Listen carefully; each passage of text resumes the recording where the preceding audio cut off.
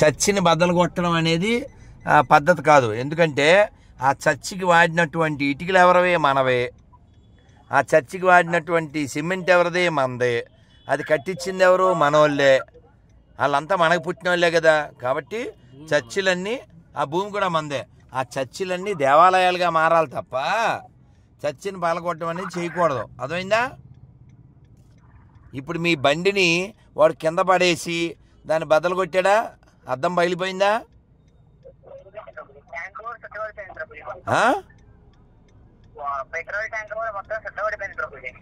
అంత గట్టిగా తన్నాడు. ఇప్పుడు మీరు కేసు పెట్టి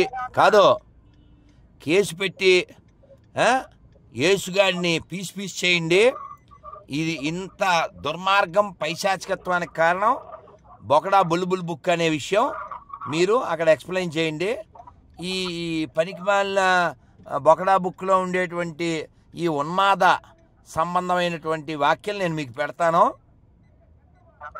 ఈ పుస్తకం మస్తకంలోకి ఎక్కితే ఎవడైనా ఇలా దిగజారిపోతాడో నానా.